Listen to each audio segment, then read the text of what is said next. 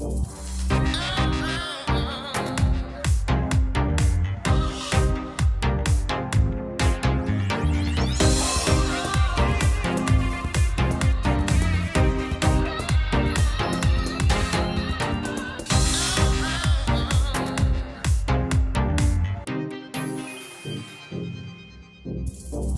everyone and welcome to the Chrissy B Show, which is a program that's aimed at looking after our mental health and well-being. Now you may remember last year we covered the first ever National Mentoring Day founded by our resident business expert Chelsea Baker.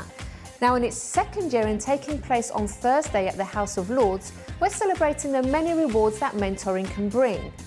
The role of a mentor is to encourage the personal and professional development of a mentee through the sharing of knowledge, expertise and experience. To this extent, anybody can be a mentor so long as you have knowledge, wisdom or experience to share. A mentor will usually work in a similar field or share similar experiences to the mentee, and their relationship is one of mutual trust and respect.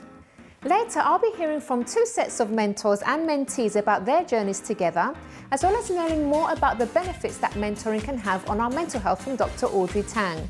And later, I'll be giving some tips on the qualities you need to be helpful to others. But before all of that, let's get to the news with Helena Shard.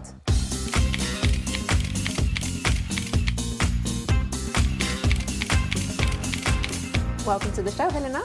Thank you, Chrissy. So National Mentoring Day coming up. Fabulous. Yeah. I think it's great to share all these wonderful mentoring stories and share mentoring in all its forms. It comes in every way, which is really, really exciting. And just a few quotes and them leading on to Whoopi Goldberg. I really like something that she mentioned. We're here for a reason. I believe a bit of the reason is to throw little torches out to lead people through the dark. It's just very sweet. I mean, there are so many lovely little quotes. But also Steven Spielberg as well. The delicate balance of mentoring someone is not creating them in your own image, but giving them the opportunity to create themselves. So that's obviously the guidance, which I thought was very good. It's good, isn't it? Yeah. Also something I feel quite strongly about, if you're lucky enough to still have your grandparents around, they really, really do amazing things with their children. Obviously, the support and love I've witnessed as well through friends and family and things. I don't have mine around, but it's very special bond. Even sometimes more so than parents. They have a lot. They have a lot. More kind of, I would say, in tune, tolerant. They're very wise. Yeah. A lovely piece as well. Clint Eastwood mentioned he was mentored by his grandmother, and he had loads of mentors in his life, but really she was the strongest of all of them. And she encouraged him and made him believe that he was, told him he was going to be something, whereas everyone said, no. So very, very special. That's nice. And then it made me think about, I don't know if you watch X Factor, but there's a lovely guy called Matt Terry. He's a finalist, and he's, again, a great bond with his grandmother, which is just really special. Very nice. Very simple thing that Maya Angelou said, in order to be a mentor and to be an effective one, you have to care. So care about what the information you're giving and care about the person you're sharing it with. Not just for doing it as a job or just for the cash. Right? So very, you can tell. You can, absolutely. And she was a great mentor for Oprah Winfrey, who's shared that quite a few times. Also, again, very recently, top sporting heroes often make great mentors, and people aspire to do what they want to do, them. And obviously, we've been celebrating with Team GB after their summer success. So in Manchester and London, it's been really great, and they've been enjoying a reception at Buckingham Palace, and it's all been really good fun. And also that the royal family mentioned that they're an inspiration to all of us, young and old. So, which is so true. And Sadiq Khan mentioned something, the mayor mentioned something very important as well, that obviously it's a team effort. So not to forget everyone involved. So the mentors, family, managers, that's true. You name it, even the lottery that's given, the money, which is lovely. A very nice story. So a few positive words can inspire a dream. And former world heavyweight champion David Haye, who's now 35, was talking about how he has a lovely bond with his hero, Frank Bruno. And when he was younger, I think he was about 12, and he said, you can do it, you're going to be a heavyweight champion. And those few words meant so much to him and inspired him to just go for it. And obviously he's done incredibly well. He now shares that with his youngsters. But it's a ripple effect, doesn't it? It is, really. absolutely, absolutely. And he was saying as well, everybody's born with a gift, but sometimes people struggle to find it. And I remember the lovely Paul Connolly mentioning the same thing in that lovely interview that you did. And now he also mentors children, and that was sort of a boxing capacity. Also, not to forget people, places like the Prince's Trust, who got workshops and courses and inspire lots of people. I think David Hayes also an ambassador there and recognises sort of the I think the actual institution recognises all the achievements. Yeah. There are so many places like that. But all very excited. One thing as well to remember, that it's something that's just come out recently, children in care often lack mental support. That's a recent thing by Bernardo's via the BBC. So, but research by Charity last year suggested only 3% were looked after matched with a mentor. Really? And obviously it's everybody's right, 3%, I know. That's terrible, isn't it? And 8 local authorities actually said they didn't even have an independent mentoring service. So something to really look into. It is being looked into now, but I was quite horrified because those statistics nothing, is it? Yeah, sure. International Day of the Girl, I wanted to talk about that. We don't have much time, but it's incredibly inspiring it's a Women of the World festival. Yeah. And I think recently they've been mentored on the London Eye in pods, and so some fantastic inspirational women have been like, you can do it, and people from politics, business, you name it. So it's been really quite inspirational. Now, just moving on to, I think I'll just end on Mark Zuckerberg. Why not? Yes. So obviously he's the co-founder and CEO of Facebook. Yes. And he mentioned a small amount of time invested in your part to share your expertise can open up a new world for someone else, which is so true. It's so nice to be able to give back after you've been so successful. It is. Because what are you going to do with all that success? And we all do it, don't we? Yeah. I think in our life. Just to say that his Steve Jobs was his great mentor. Oh, that's good. Yeah. I didn't know that. Yeah. Okay, lovely. Thank you so much, Elena, and we'll see you again next time. Thank you. Thank you. All right, guys, so now I'm going to be joined by our resident psychologist, Dr. Audrey Tang, who's here to tell us all about the psychological benefits of mentoring.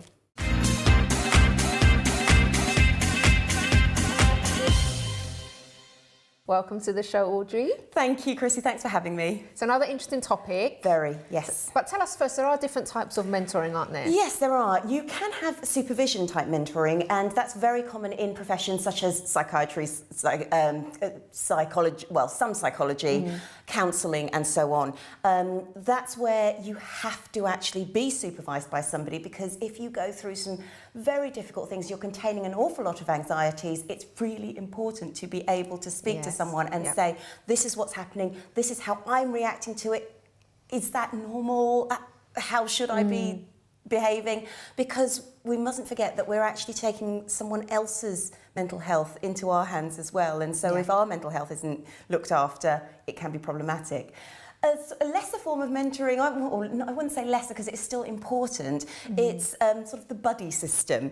The buddy system is the informal mentoring. Sometimes work has this, so you might, when you join a new company, you're going to be looked after. It's a little bit like joining a new school and having somebody look after you for the first week. Yeah, I remember it's that. Someone that you can go to, someone you can speak to, ask any questions to, because it may be a bit scary asking your supervisor, asking your manager. You may prefer just to go to somebody who knows the ropes better than you, but it's not going to your boss. So that's another level. And also you can have this mix between a mentor and a coach, somebody that is your cheerleader. The relationship is very organic in that case. That person's not going to tell you what to do, how to do it, and where to do it. They're just going to ask you the right questions and draw out from you what it is you want to do. And most mentors will do that anyway. So what are the most obvious benefits, would you say? Maybe not the not so obvious ones. The most obvious ones are actually, it's someone who's always on your side. Yeah. So that's a really nice thing. Having a personal cheerleader is always great. But for me, some jobs can be quite emotionally draining. And if you think about emotion a bit like a sponge, you can take and you can take and you can take some more, but it gets to a point where that sponge is so heavy, you need to actually squeeze it, give a bit of a metaphorical hug, as it were, before you can take up any more. Otherwise, you are not physically capable to finish off your work. So that's another benefit. Also, especially when you are in counselling or psychiatry or any of those, when you have a supervisor, they can be somebody who says to you, why are you reacting in that way? What has that got to do with your background? Why is it that that's triggered you? And you're able to then explore some things that you may not have realised.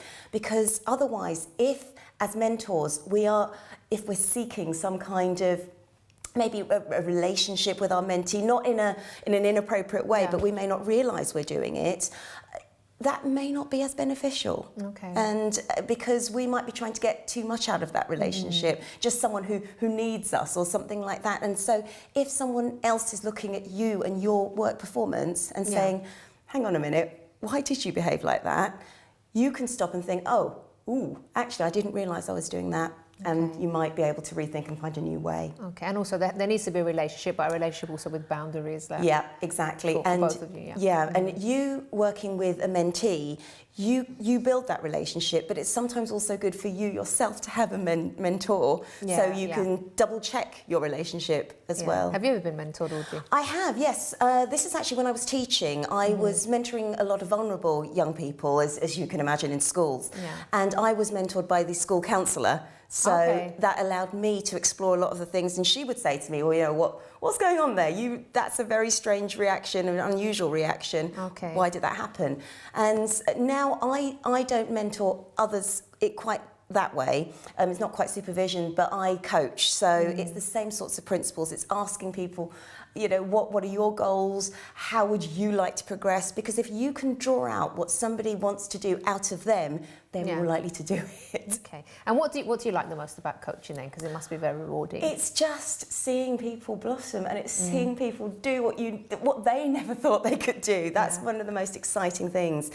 And actually, what's also nice is seeing how you can give a sense of emotional calm, because sometimes when we're having a bad day, we go home and we tell everybody, and our partners, husbands, wives, and so on, they'll all say, oh, we'll just leave, just quit. Yeah. And actually, that's not what you want to be told.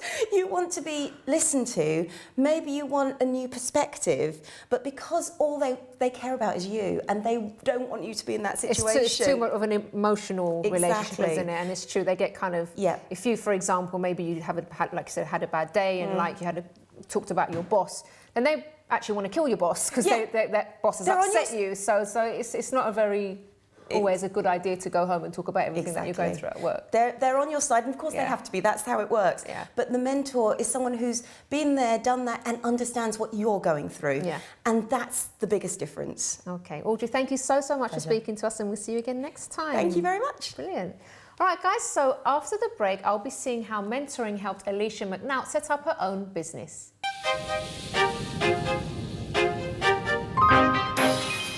Hi everyone, and welcome back to the Chrissy B Show, which is the UK's only TV programme that's dedicated to your mental health and well-being.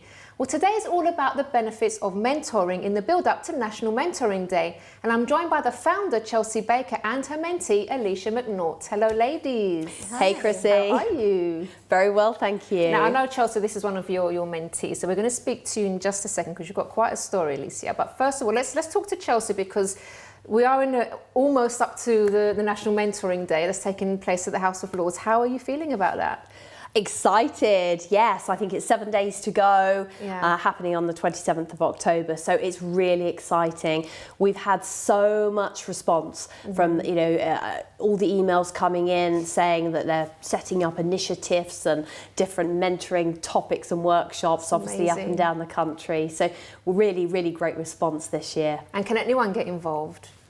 Absolutely. And, in terms of the different types of mentoring that there are, there's, things from career mentoring. We're talking about mentoring for veterans. Part of the initiative for National Mentoring Day is that it's not only a national celebration, but it's there to encourage other people to not only become a mentor, but for people to seek mentoring as well. So it's obviously raising awareness. But in terms of making sure that our goal is that every person in the United Kingdom has access to a mentor by 2020. We've really got to target some of those hard to reach areas. For example, certain sectors in youth, long-term unemployed, especially people like the homeless, people with disabilities, long-term sickness. Why is it that they shouldn't have a mentor everyone needs a mentor.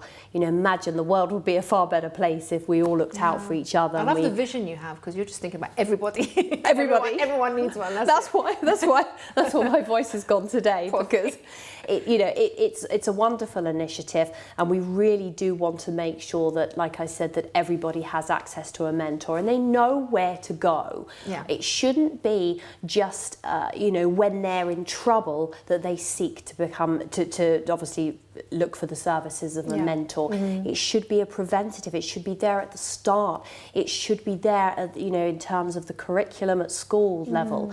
It should be there throughout colleges and university levels as well.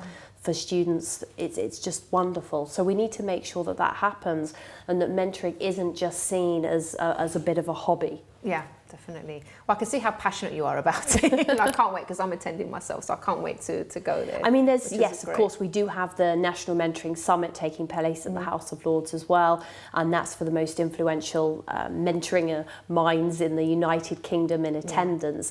But of course, up and down the country, the nation is getting involved in their own ways. So we've had, for example, lots of schools, colleges, universities. They're doing lectures on mentoring. They're showcasing what a mentoring session actually looks like, what happens, because we're fielding a lot of questions these days. Well, how long does the mentoring session have to take place? By what means does it have to take place? People aren't aware what skills they need to have to become a mentor, or for example, a code of conduct we've recently put up on the website. So there's a lot of unanswered questions, and that's what the National Day hopes to at least shed some light on. Well, definitely looking forward to it. So you've brought on the lovely Alicia today, who also has a story. So tell us a bit about your background, what you went through first of all. In 2009, I was diagnosed with polycystic ovarian syndrome, which is where you grow like non-cancerous growths. I sought treatment the normal way, go through the GP, and found that I was reacting negatively to the medication. I had constant headaches, it increased my blood pressure. So I came off the medication and then started to become a bit of a fitness nut. Going to the gym. Were you into fitness before this, or no? Just because of, okay. I wasn't interested whatsoever. So I started lifting weights basically, and it was really fun. And then in doing that, I had to take a lot of supplements to be able to, perform well in the gym. After taking a lot of supplements, I found that I generally began to feel a lot better. I had a cystic acne that cleared up. My nails started to grow a lot longer. My hair became healthier, and I just thought that, why not create a supplement that can make women feel great, and that's 100% pure and natural. So you were just in the gym using these supplements, because it's just like, whoa. So most people just think, okay, I'll just continue taking these supplements, and it's benefiting me. So what made you go that step further now and actually think, well, I want to create something to help others? I started doing a lot of investigation, and I found out that most supplements have a lot of binders and fillers in them. So things like magnesium stearate, titanium dioxide, and these in vitamins taken over long term are not that great. They do things like they affect your immune system. And, there's things like talc in some vitamins, and talc has been found to be carcinogenic. I think I've pronounced that correctly. So I wanted to create a vitamin that was 100% pure, just only vitamins in it and nothing else, and that's... You kind of assume that's what they sell, but it's quite worrying, isn't it? You made me think, Alicia. Okay, carry on.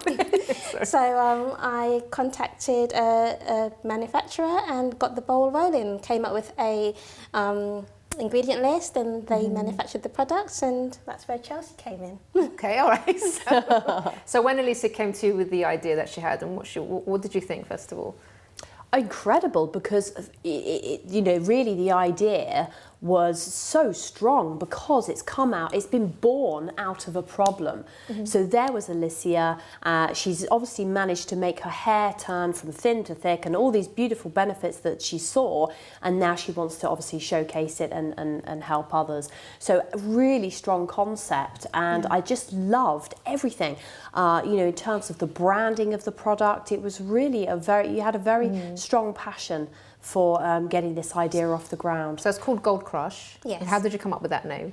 I came up with the name probably around 10 years ago, believe it or not. Wow. And it had nothing originally to do with the current business.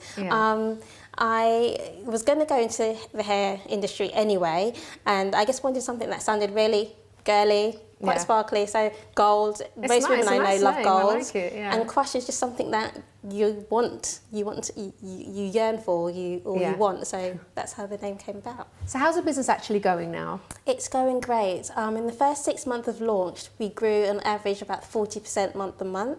At the moment, it's still growing. And I've just started shipping internationally, which is really exciting. I had my first order for a customer in the States last week. Oh, brilliant. How does that feel? Amazing. Okay. It's really, really good. I've had a lot of requests from people around the world to ship internationally. And I think that's mainly because of social media, and I've got a lot of followers from all over the world. That's amazing. So now tell us, because obviously the show's about mentoring, so tell us how mentoring has helped you personally. For me, it's mainly about becoming more confident. Chelsea is brilliant at PR, and I'm the most PR adverse person you've probably ever meet. So she's really helped me become more confident in terms of my public speaking, networking and reaching out to people. In new business, especially in my type of business, I have to be constantly speaking to bloggers and YouTubers, and I think that's where a lot of the teachings that Chelsea has given me have come to fruition.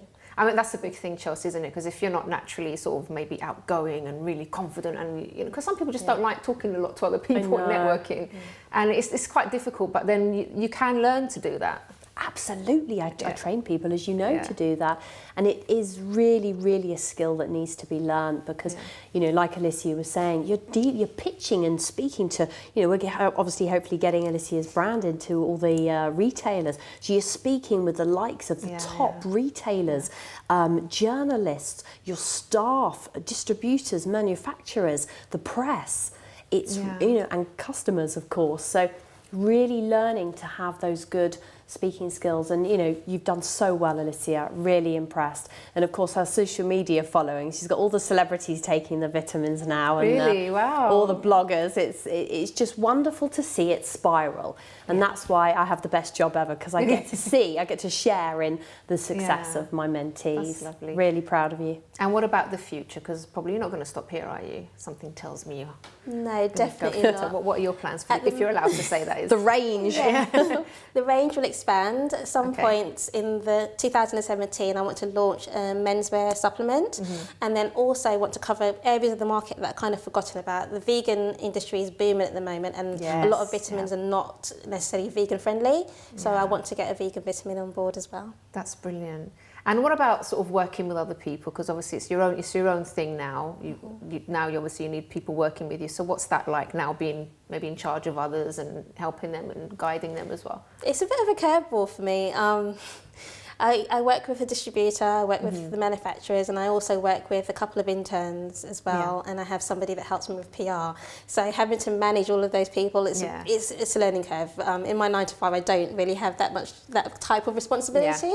But I think, again, like Chelsea said, you learn how to do that. You learn how to delegate, and you learn how to let things go and let people do the jobs that you've hired them to do. Do you think you'll mentor one day as well?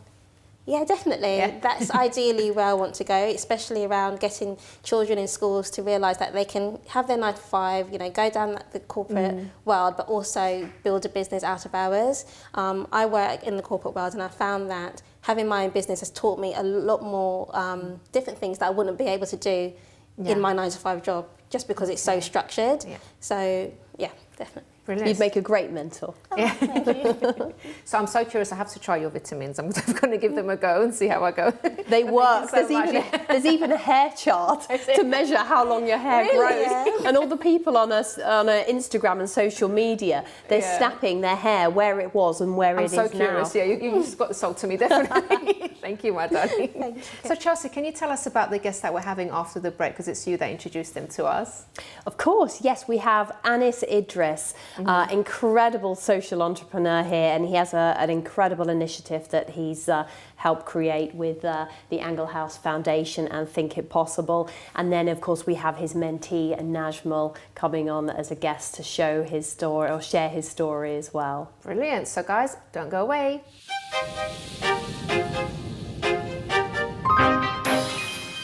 Hi, I'm Chrissy Chrissy B, and my show is all about improving your mental health and being happy. Join me every Monday, Wednesday and Friday at 10 p.m. on my channel Sky 203. Visit chrissybshow.tv for more information and subscribe to our YouTube channel, Chrissy B Show. You can also follow us on Twitter and Instagram at Chrissy B Show and on our Facebook page, The Chrissy B Show.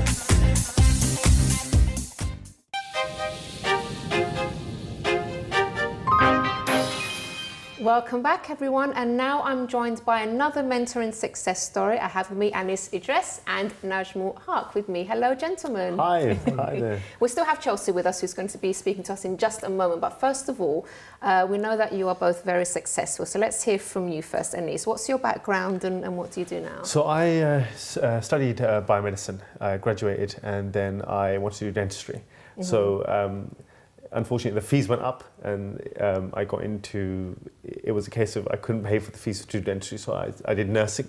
I joined Angle House Orthodontics to build on my career and to essentially get the funds I needed to get into dental school. So dentistry was always something you wanted to do. It was always like your goal, your vision. Yeah, it always has been. So while I was at Angle House Orthodontics, I had a word with the partners, and we founded Think It Possible, which is a social enterprise. Mm-hmm. And since then, I've been training, furthering my training. I've trained as a specialist oral health nurse in oral health education, and the plan now is to train up further and train up as an orthodontic therapist. Yeah. Okay, so that's something quite unusual, isn't it? So why? Maybe have you really kept on with that and not given up? Because some people just say, okay, I can't do dentistry, so I'm going to just go into nursing, for example. You've really kind of kept it going. Yeah. I think the thing is, once you have a dream, and I know I've seen myself there, I don't want to let go. I don't want to let go. And at the same time, it's a goal I've set for myself. And once I set a goal, I always see things through. So this is something that I've always wanted to do. And in a way, it's worked out for me. Because orthodontic therapy is fantastic. It's another way into the dental field, and especially with orthodontics is what I want to do. Now, there's just something very interesting that you said that I definitely have to highlight to our viewers. You saw yourself there. Yeah. And that's something that is so important. You really have to have the vision, and you have to see yourself in a place first before you can even attempt to start going for it. Because if you don't really believe you're going to get there, and if you don't see it in your head, you're not going to be able to go for it. Absolutely. I mean, the thing is, it's very hard sometimes to see yourself in those positions because so many barriers are created. But I've always thought, look, this is where I see myself. I don't care what barriers I face, I will overcome them. How did you overcome them, though? Because some people just fall at the first hurdle. I think that's the thing. You fall, you get up, and you try again, and you keep trying. But obviously, you don't go back and hit your head on the wall. You find why you failed, and then you address that problem, and you go ahead, and you'll overcome that barrier. Yeah, that's what makes a difference between successful people and people that don't quite make it. I think also it's about the case of having positive people around you as well. Yeah. And with Angle House Orthodontics, I've got that team there. I've got that support through Mr. Patel, Mr. Haria, and they are people that are very encouraging. They want to see their employees do well, but also their team and the company. If the company does well, if the team does well, the company does well. Yeah. So you've now actually become a mentor yourself. Yes. So how's that going? How did you start? It's fantastic. Najmul is a fantastic mentee. It's an honour to have him as a mentee. But I met Najmul last year, about 2015. And I met him through a friend called Farah at UPress. He's got an organisation called UPress. When I met Najmul, we were just talking, and I was observing the way he was interacting with people. And then basically we went to Bosnia through the partnership of UPress and Think It Possible. Were you ready? Did you already know you would be his mentor at that point? I was checking him out and seeing I was checking because obviously you have to look at who you're going to mentor, and also if they need it, And what I saw was that he was in a conversation and something had happened, and I think he didn't have the right response, and I thought, I'd love to teach him that. Oh, that's nice. And essentially, one thing led to the other, and me and Farah had a discussion, and that was it. It was just done and dusted. I just spoke to him, and he agreed. And then since then, it's just been, it's been up and. So you went to Bosnia together. Can you tell us about that? Well, it was a project that we that was kind of aimed to learn about the Bosnian genocide, and come back and then share those stories through kind of spoken word and poetry and music. And it was a really kind of life-changing experience, seeing people who were victims of that.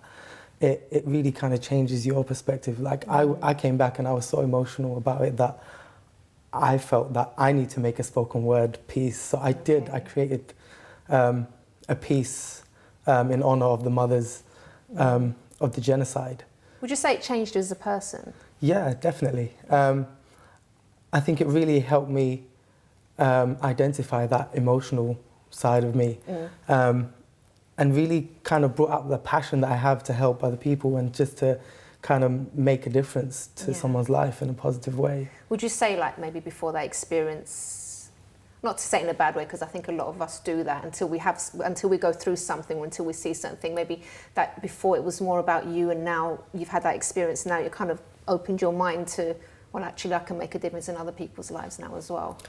I think with me it was always a part of me. I've always wanted to kind of give back. Okay, and that's kind of how I met Anise. Yeah. So I was studying business and economics, but I thought, I don't want to do business and economics, I want to help people. Okay. And so I had a conversation with my dad and he put me into contact with Farah.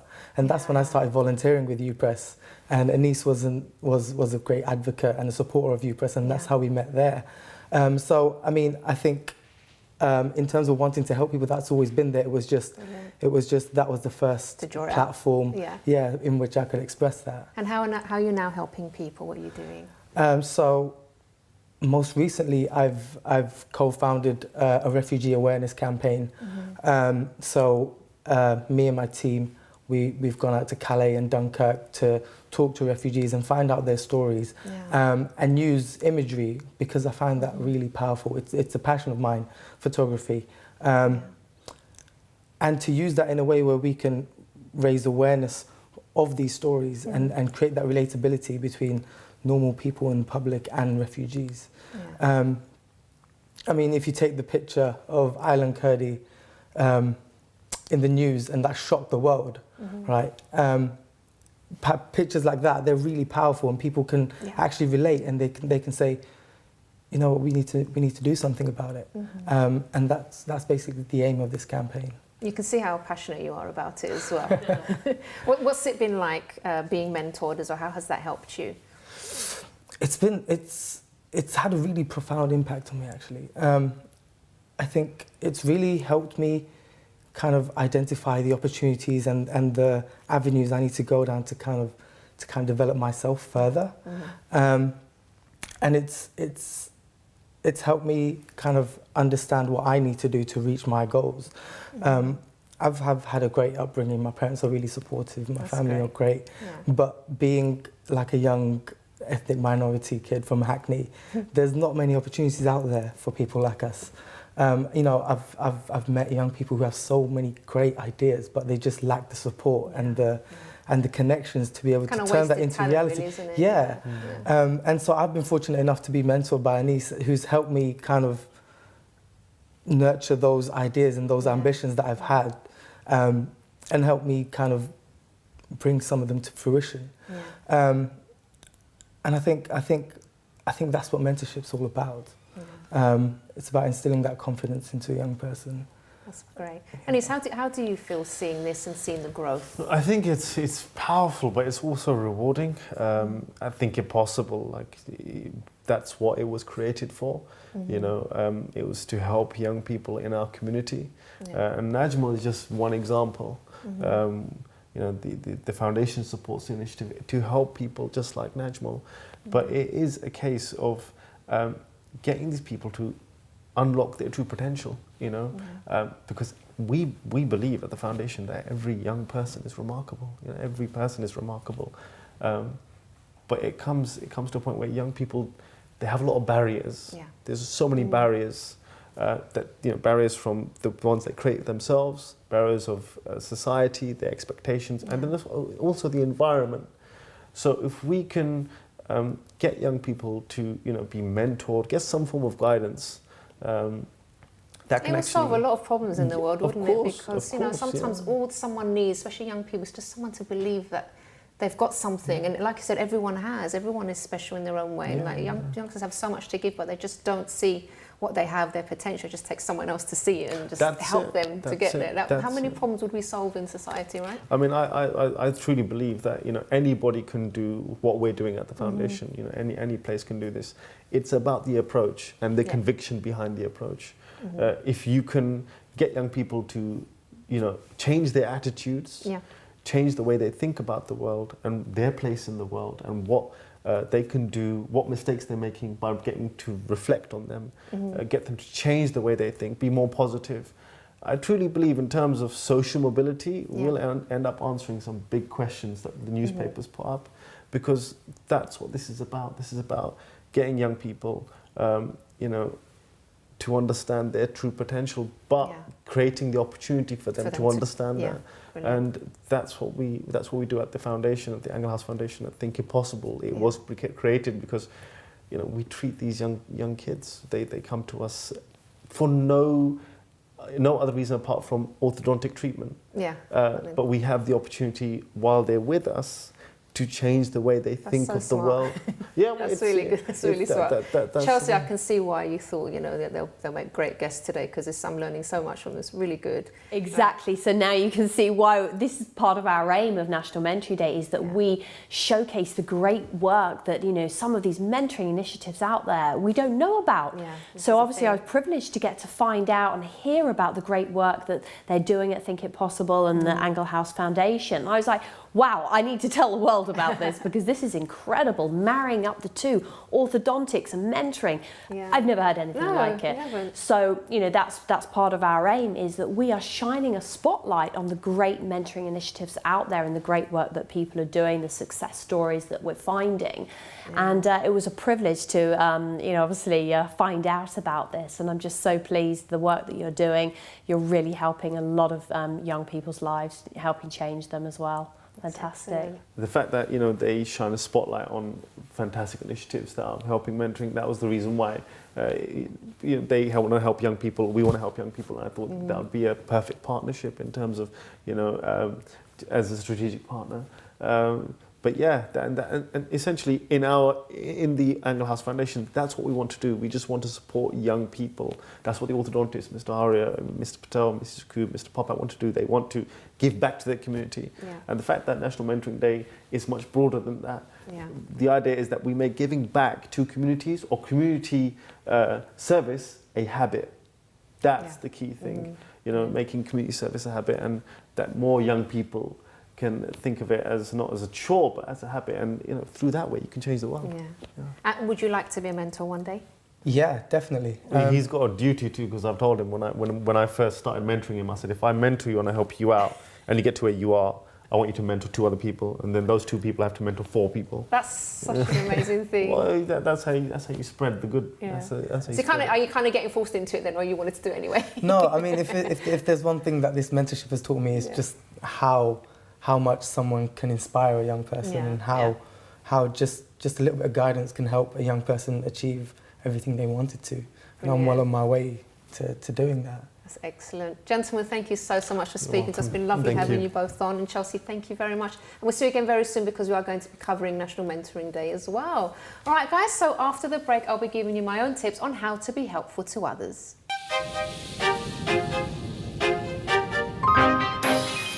Welcome back to the show, everyone, where today we are discussing the benefits of mentoring.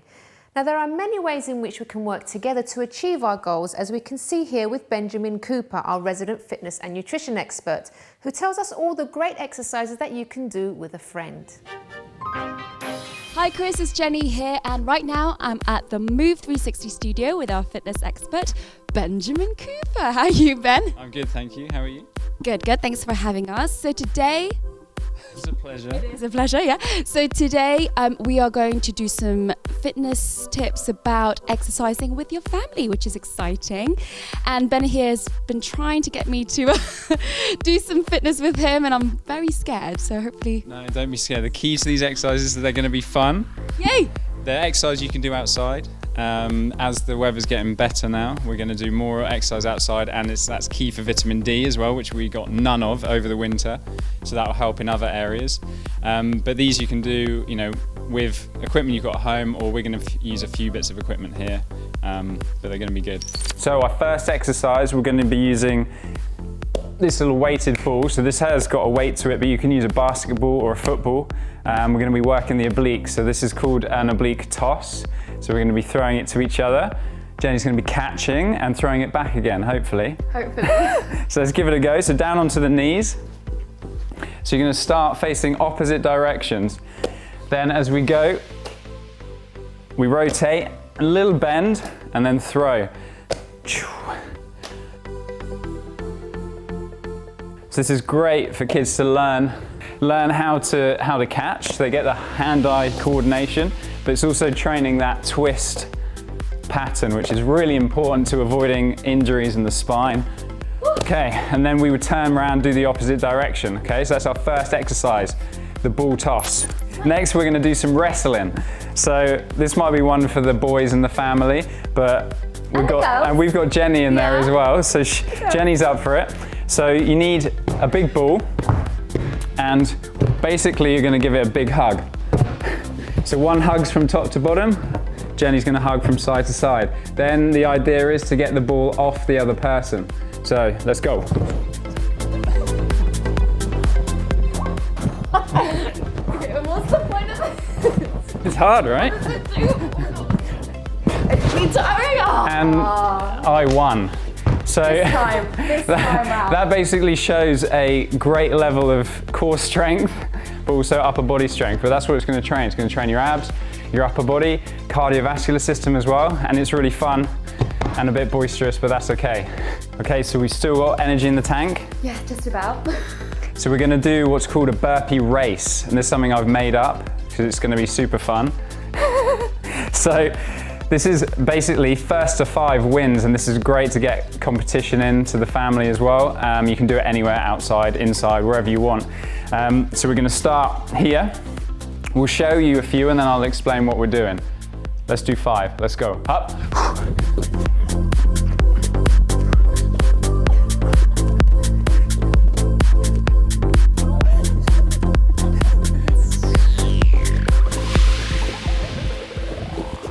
5?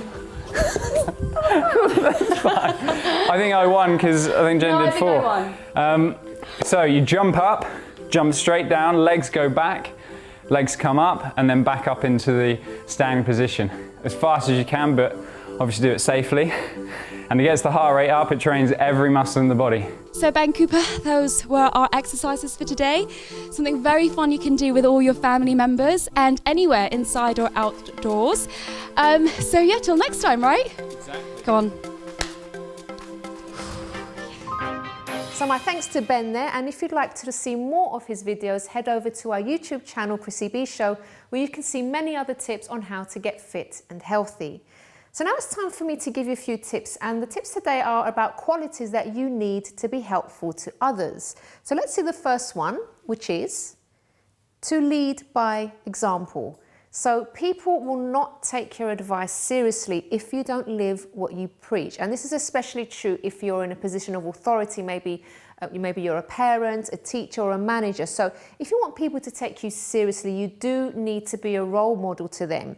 And according to Psychology Today, research on observational learning suggests that whilst people will resist unsolicited advice and instruction, they will follow behaviours of others, especially when they appear to be good and reinforcing outcomes from their behaviours.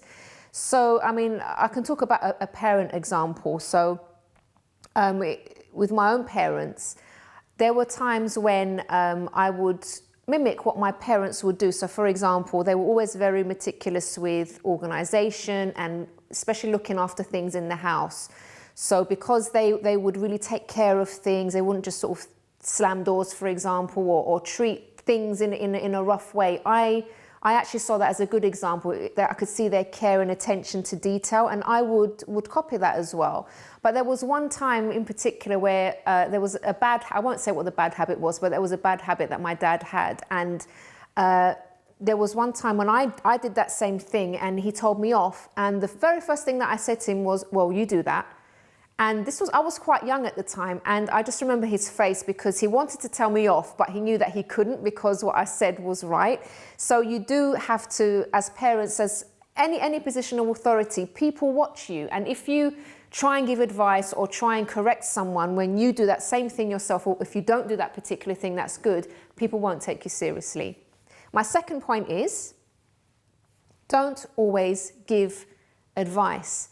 Now, let me explain what I mean by this with an example. I had a friend who was always trying to be helpful and always trying to give advice. So I couldn't just have a conversation with her, just a general conversation about anything. And it wasn't even sometimes that I was complaining about a problem. There were times when we were just having a chat and she always felt the need to teach me something. And whereas that does have a place sometimes, but there are times when you just want to just be listened to and just have a general chat and not really get into deep and meaningful conversations. And one day I was like, I wanted to be a good friend to her. So I did say to her, listen, you don't always have to teach me something or give me advice. Sometimes I just want your friendship. Sometimes I just want to talk.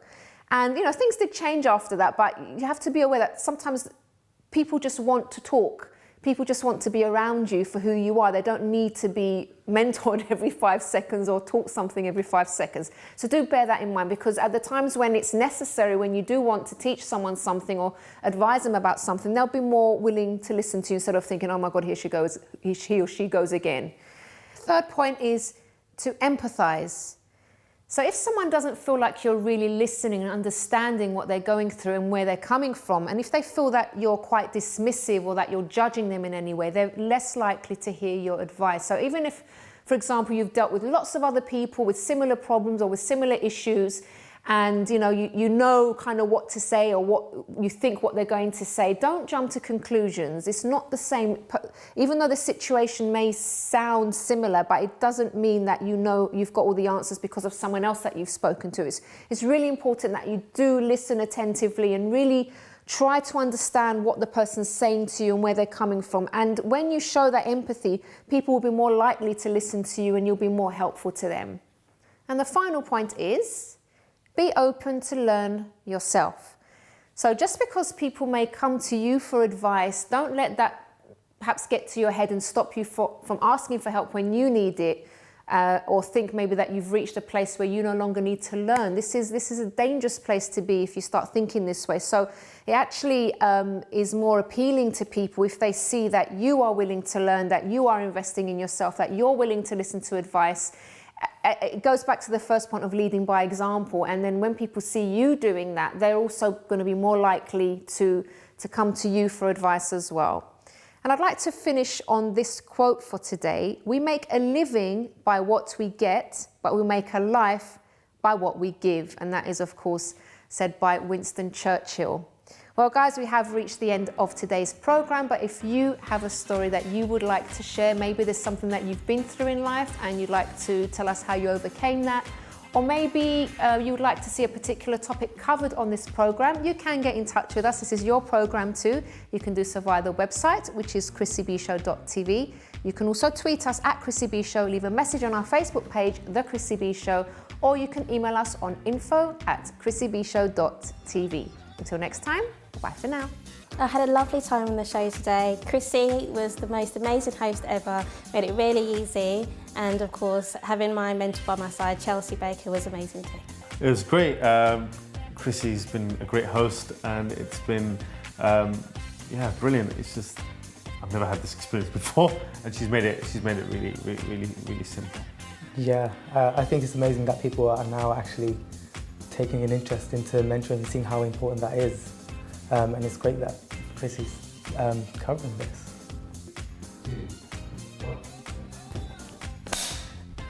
As well as learning more about the benefits that make that the... Are you okay? You're a bit excited today. What's going on? I don't know. What's going on? Come on, what's happening? No. I'd love to tell you some great story. Okay, you can stop now.